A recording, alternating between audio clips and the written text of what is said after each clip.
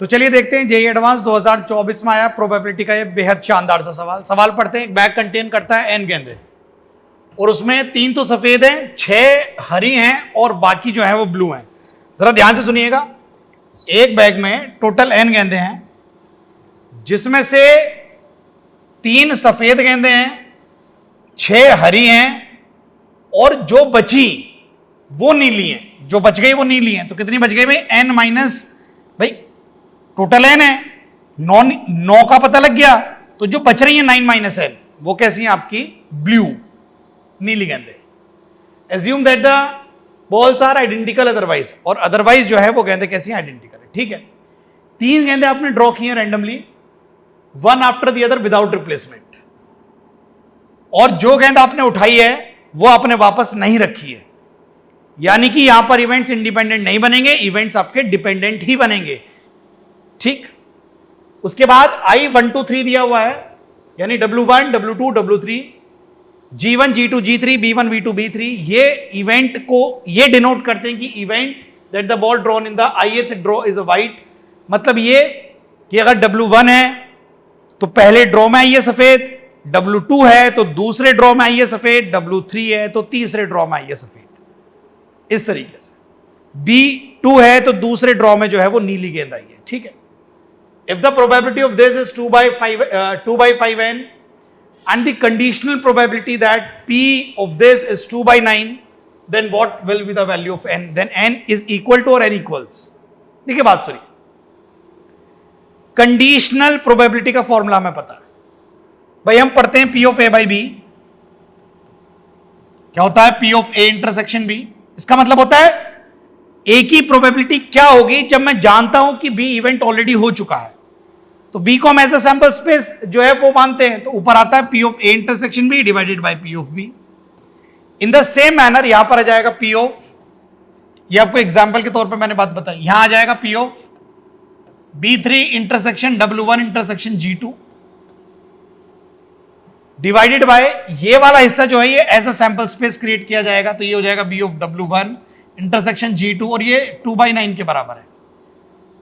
अच्छा, W1 का G2 का और B3 का जो इंटरसेक्शन की प्रोबेबिलिटी है, W1 का G2 का B3 की 2/5n दी हुई है, तो ये 2/5n हो जाएगी। 2 से तो 2 लिख लेते हैं, 2/5n हो जाएगी, सामने 2/9 है। अच्छा, probability of W1 intersection G2, यानी कि व्हाइट पहली सफेद और दूसरी हरी की प्रोबेबिलिटी, पहले सफेद और फिर हरी। देखिए, जब पहले सफेद गेंद उठेगी तो पहले सफेद उठेगी तो प्रोबेबिलिटी कितनी हो जाएगी भाई? 3c1 यानी कि 3 भाई टोटल कितनी है n? भाई सफेद तो सफेद से उठेगी ना, 3c1 3, टोटल कितनी n? तो कितनी उठेगी? nc1 यानी n।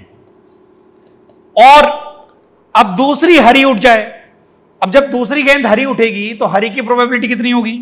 और जो उठी है वो वापस नहीं रखी है, तो अब हरी की प्रोबेबिलिटी कितनी हो जाएगी भाई? 6 हरी हैं, एक उठनी है, तो 6c1 is 6 divided by total n थी, लेकिन एक सफेद निकल चुकी थी तो अब n-1 बची हुई है, उसमें से एक उठे, इसकी प्रोबेबिलिटी कितनी? n-1, तो n-1 हो जाएगा। n और n जो है वो आपस में कैंसिल आउट हो जाएंगे। ठीक है, तो यहां से ये 2 और ये 2 गायब हो जाएंगे, ये 3 और ये 3 और ये 2 गायब हो जाएंगे। तो यहां से आपका n-1